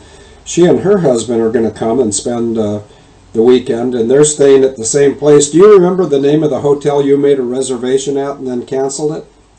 I don't remember off the top of my head. It was over in Durand. Yeah, that's right, and that's where they're staying. And I also got an email from a male and female couple from Minneapolis or St. Paul, and they're going to drive over. I don't know what day. Doesn't matter. But I'm going to say this. Wait a minute. I got to ask Denise a question. Is this for me today, or is this something from long ago? anniversary. Oh, yeah, I just noticed there's a card in front of me, and I thought if it was something that Denise just gave me, I better pay attention and find out what it was. But it was for our anniversary, which was June 15th. And, you know, on the one hand, it would have been nice if Denise and I could have been home in Wisconsin for that anniversary. But, you know, God has a reason why he does everything he does, and someday Denise and I will know the reason why we've been through this. But the bottom line is we have been through this now at this point. We're within single days of victory, if you will, with a small v, not a big V. But over the course of my 68 years, Mark, I've been blessed to be pastored by two remarkable men, and one of them I mentioned was Dale Finstrom, the other one was Clyde Holt, and I look forward to some of the things that you can't anticipate. I can't, Denise can't, Kathy McKaylee can't, Kimberly can't if she's here, RPM Agent Marcy, who I talked with today, all of these people that are going to be at the Plum City Plunge, including two of my grandsons and three of my children. None of us know what's going to happen, but I can promise everyone it's going to be such that in a variety of different ways with different people, they're going to be moved to, when they're on their journey home, they're going to feel like they're hitting into a vacuum, because there's just so much joy and encouragement at these Plum City Plunges. You know, I look forward to it, and in my case, it was a little bit of a concern, because if I was going to be there, I wanted Denise to be there too. But then as my three children and two grandchildren signed in and said, oh, they're coming, well then, of course, the pressure's on me to be there. Unfortunately, Denise and I have had to split time over the last year and a half, so we understand when it's time to split, we have to, but it's not something we want to. But I look forward to what you're going to do for the able danger people that show up, and one of the things you're going to do, I believe, is you're going to be willing to baptize people in Spring Creek. Is that right? That is correct. Well, that'll be something to, I will enjoy witnessing that, if that's appropriate. Well, no, I don't have to ask you. It is appropriate, because I just saw, I don't know why, but I was looking at baptisms. Oh, I know. I was on a, there's a bunch of really good churches in Texas called Cowboy Church of blank. And I was looking at a cowboy church not far from the ranch today.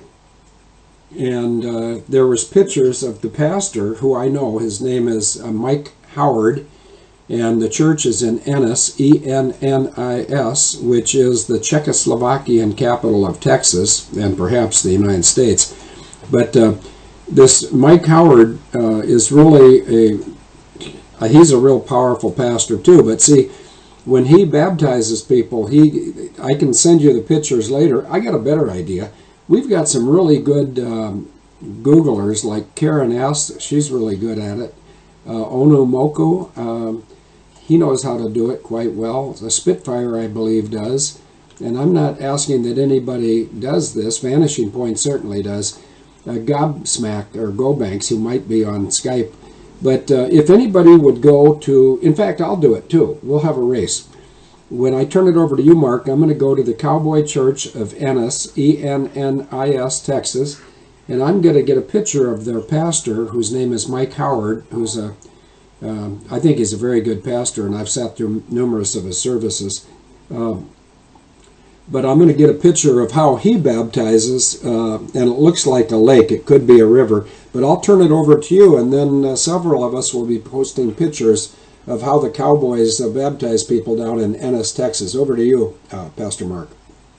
Thank you, Phil. And I must tell you, I am more than humbled that the Lord, through you, has placed this mantle upon me to be here in this capacity within Able Danger. And I take that very seriously, and I want to approach it as humbly and as appropriately through the scriptures as possible, knowing that everything I share and or teach through, I'll be held to a higher account. And the bottom line is I want to be an evangelist more than anything else and share the good news of what Christ did in my life. And oh, was that a lot. And I've given some testimony, but there's so much more for a later time. As we walk this road, as I have been walking it for 29 years, more and more you realize it's not about you. It's about what Christ has done in and through you, and sharing that with people so people will have a hope. And that does not mean that life is all grand and honky-dory or perfect. We have to go through much in life. It says in the Word, it rains on the just and the unjust. But we know by the Scriptures, no weapon formed against us will prosper. And just as our Lord, he was in his ministry for 3.5 years and then crucified. He endured a lot, and many times for that 3.5 years, they tried to hold him in, they tried to harm him, but it wasn't going to happen until the appointed hour. And the same with our lives. He did tell his own disciples, his own students, that they hated him, and because they love them, being the disciples, they're going to hate you. But let your heart not be troubled, for I have overcome. The Lord has overcome the world. So in him we find the peace, we find the glory, and it's keeping that grateful heart like David did in the Psalms 26. And really right now, gratitude and lifting up praise and worshiping and dancing like David danced, we spoke on the last show, that is just absolutely showing the Lord that we realize what he's doing and how much an integral part we've allowed him to be in our lives, and to bring us to a place harmony and moving forward into this last, what I call the great harvest, as we'll see the last of those in this era that we're in. Some call it the dispensation of grace. I just call it this era of grace from the time of his resurrection to now, that in this era there is a harvest of souls, and those souls are literally a part of his body, and in that we continue to share as he did. He said we would do what he did and more, because we multiply. It says 1 puts 1,000, 2 puts 10,000, 3 will put 100,000, as we do. And that's what happened when we corporately prayed for this visa. There was so much prayer going out and so much effect in the principalities and the darknesses in those areas that were trying to thwart that visa, that it had to come down. God honored that. And I thank every single individual that has joined us in corporate prayer on behalf of Abel Danger, on behalf of you and Denise, on behalf of what we're going to see, the miracle of that ranch. And I believe next year, the equivalent to the Plum City Plunge is going to be there at that ranch. And it's going to be a glorious time as we see more and more people get set free, and veterans healed and families healed. And I just see this thing going out unbelievable over time. And it's just a chance to help people, minister to people, truly, like be the good Samaritan to so many, and that's very important. And we don't pick and choose. We go as the Lord shows us, and that's what this is all going to be about. And I'm just right now, I think that day you got the visa notification, I think I was off the planet and just suspended in heaven for most of that day, because I could just feel the power of the Holy Spirit resonating through me. How do you feel? Yeah, I was smiling when you said whatever choice of words you had, because over here in the UK, I think there's an expression called over the moon. Isn't there, Denise? Over the moon? What does that mean? Happy. Happy. She's a man of few words, or a lady of few words. Yes, no, we're happy too, but we're going to be a whole lot happier and a whole lot more relieved when we get past. Something you may remember from your C5 days is when you're going across an ocean, whether it's Pacific or Atlantic or anything else, there's a place called the ETP, which is the equal time point, which means if you lose something critical to the safety of the flight before the ETP, you turn back towards the departure airport and land at the nearest suitable airport between your turnaround point and the departure airport that has good enough weather and good enough facilities to handle the type of aircraft you're flying at that moment. And so What I'll try to do is, if Denise and I are fortunate enough to get good seats, and so I could be online when we get past the equal time point. I'm sure one or two people might be watching us on Flight Aware, but I'll be watching us too, because that's just the nature of people that have spent too many years in airplanes. You can't get it completely out of your system. And so, you know, the verbiage was hard to learn. Like when you were an 18 or 19-year-old airman in the Air Force, you had to learn all sorts of terms, and then several years later, when you changed specialties from being the guy that worked on airplanes to being a flight engineer, you had to learn a lot more stuff. And, you know, when you have to learn all that stuff and you're pressured to learn it, you're pressured to be fluent, so that if something bad happens, you know exactly what to do. It's really hard to forget that stuff, and I think, frankly, it's something that even if you don't want to focus on it, on the other hand, you don't necessarily want to forget it, because some of those memories are quite pleasant to think about. I'm sure that there's some things you did on certain missions in the C5 that are satisfying to you to think about when you're having a glass of iced tea on your front porch and you're all by yourself and you don't have to bore anybody else with the details.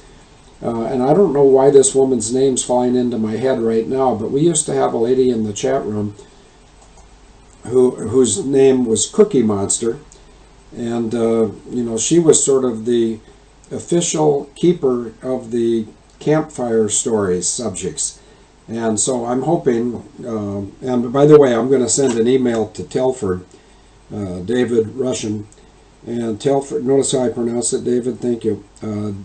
Telford and Denise and you, Pastor Mark, I'm going to send a brief email about what I understand to be the communications that took place between two Marines today when they were talking about the potential for a ranch in Texas. And, you know, it'll be my great pleasure or my sad duty to say, yes, it finally has happened, or I found out it's never going to happen. But we're getting to the point, I believe we're getting to the point where soon we'll be able to share one of those messages. One will be a lot happier to share, and the other one would be a disappointment, but life goes on. And I will send that email. Denise is right here, and I'm going to send it to her, so she'll remind me, and I'll send it to Telford Russian and Pastor Mark. So Pastor Mark, over to you. Oh, and by the way, thank you to Joe S., who I believe is in Texas.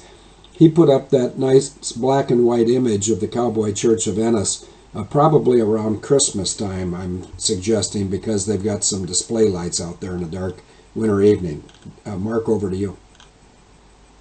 Oh, thank you, Field. You know, I believe in many cases blessings come in threes. Three is a very significant number within the scriptures.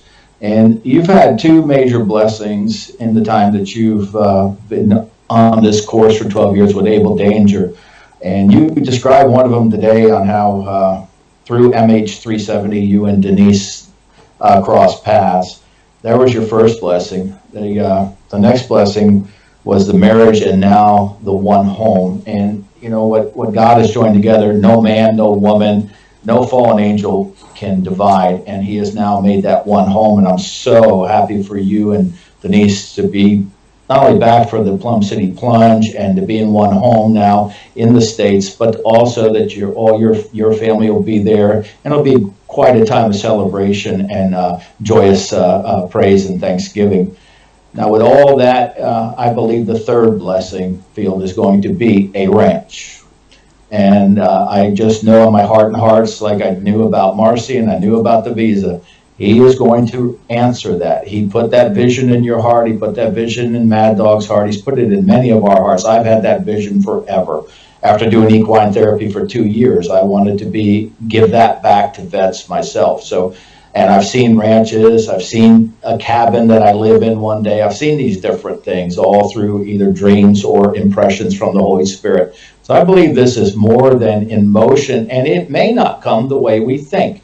God sometimes will surprise us and bring the means for the vision a different way. So we have to be open to all possibilities, but I do believe one day we're going to see that, and one day you'll be flying a jet to bring vets back and forth and others to wherever this ranch will one day be. Now, with all that said, you brought up ETP, and boy, every time I hear that, it brings back a memory, if you don't mind me sharing, Field. Okay, ask me again. I heard you, but I didn't understand you. I'm listening. I'm totally focused. Go ahead.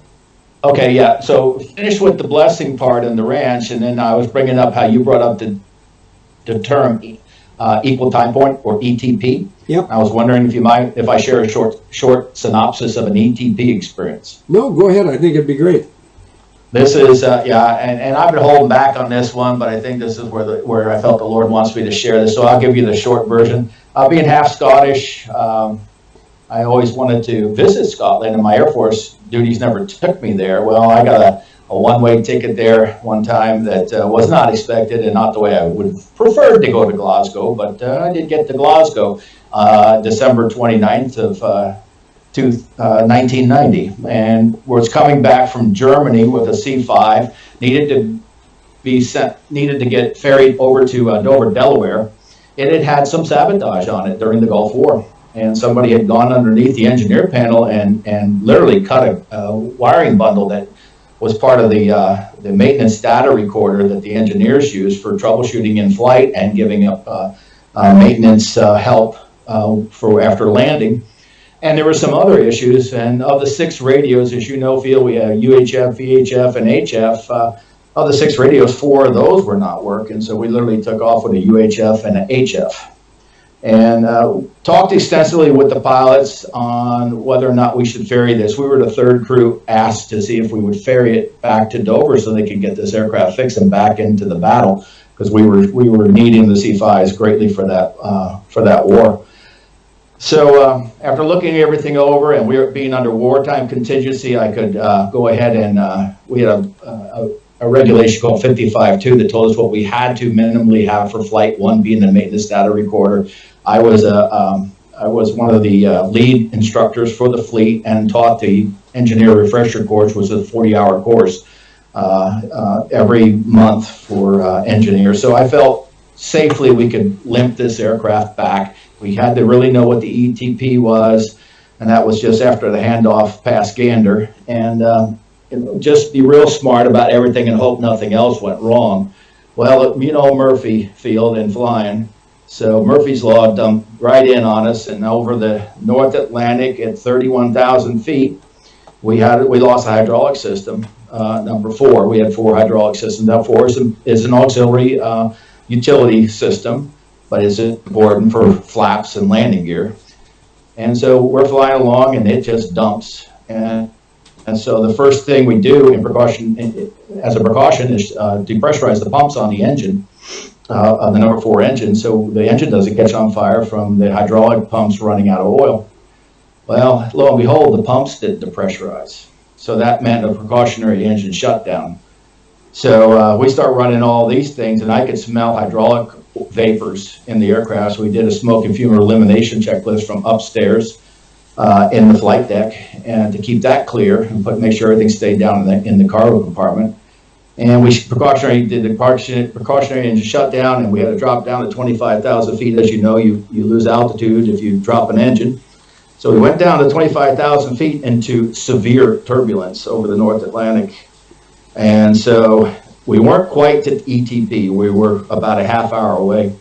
So at that point, we began to call back for suitable runways to land an IFE, an in-flight emergency, because the engine shut down, and a loss of hydraulic system. So all that's going on with 2 radios. We couldn't get through the Gander, finally did, found out every airfield we wanted to go back to was out of limits for crosswinds and wet runways. And you know how that works, Field. Yep. And especially on a big C5. And we did not have the rotating gear on this was a B model. So we're trying to figure out what we're going to do. The aircraft is beating up and down. I decided to run down into the cargo compartment and see if I could isolate the leak and maybe do something to reservice the system so we could run that engine again.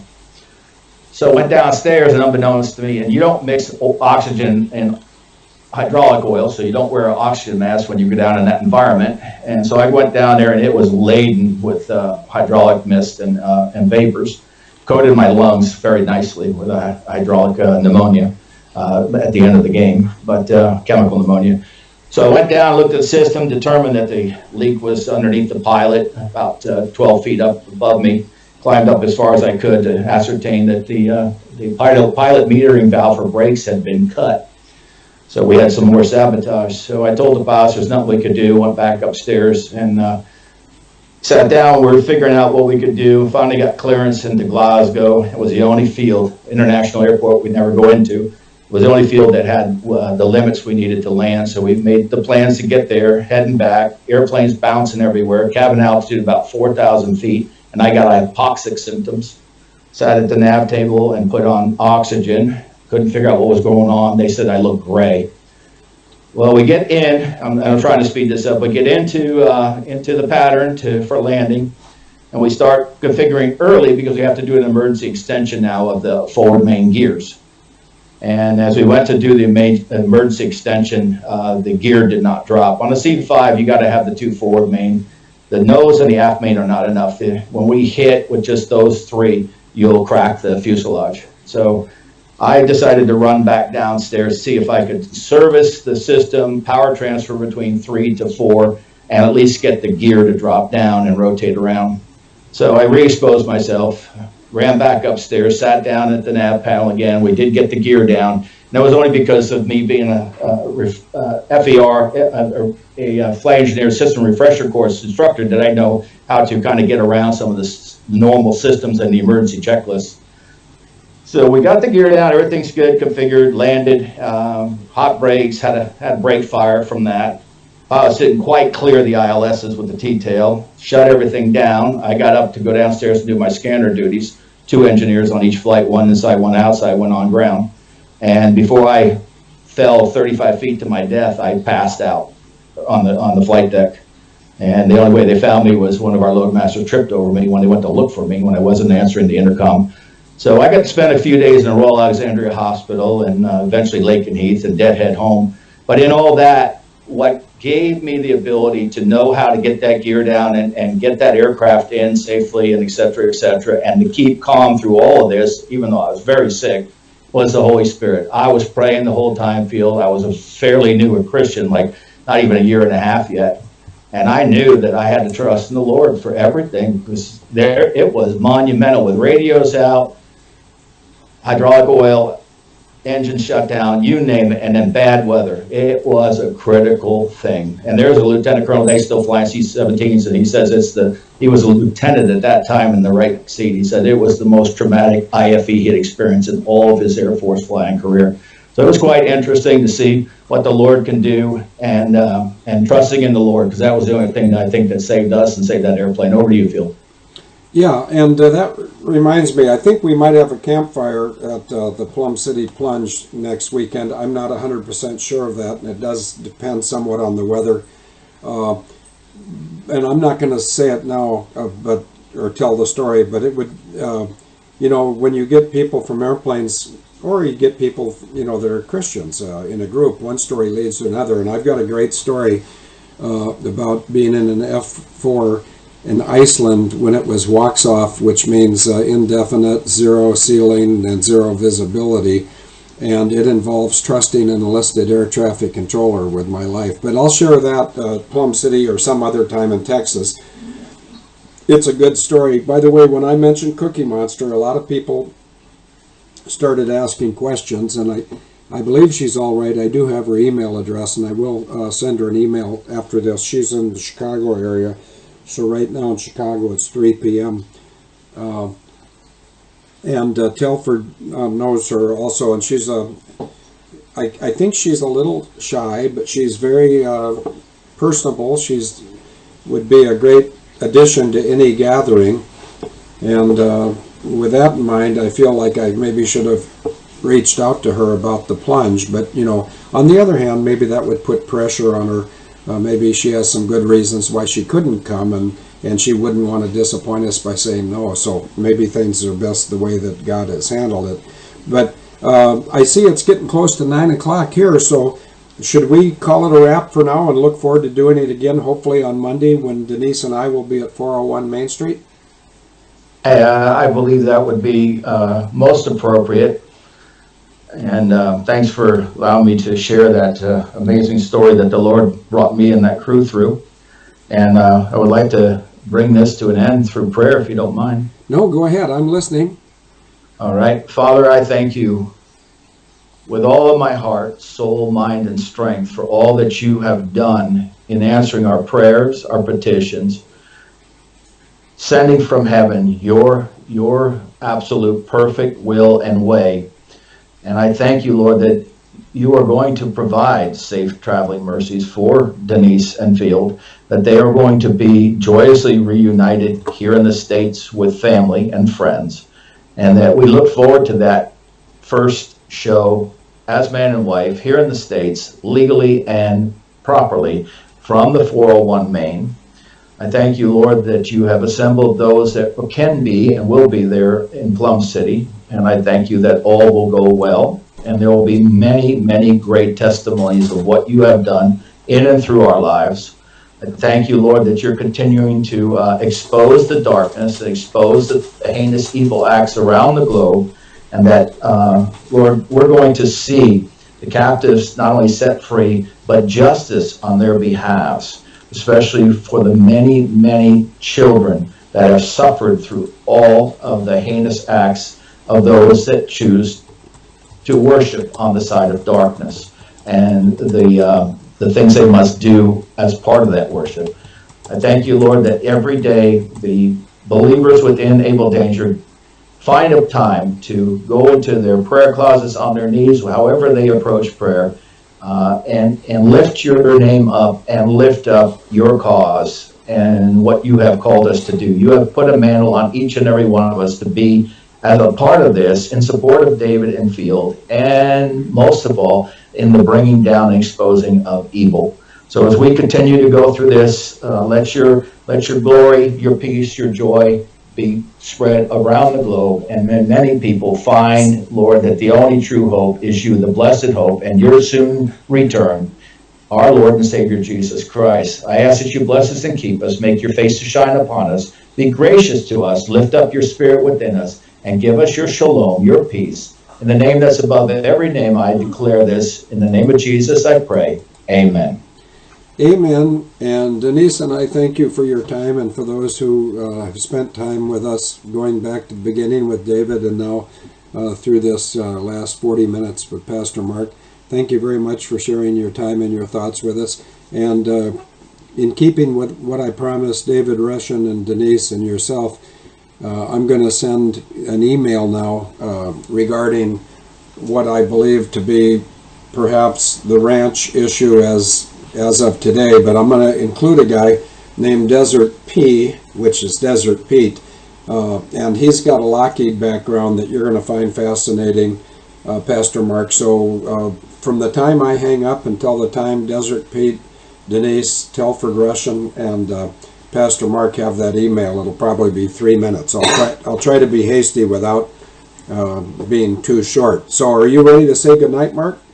I'm going to just say to Desert P, that was a C5B that incident was about. And yes, I'm ready to go, Field, and blessings to you both. And I know the Lord is going to put that visa in your hands tomorrow, Denise. So God bless you both. God bless everyone out there that is part of Able Danger and all of your family members.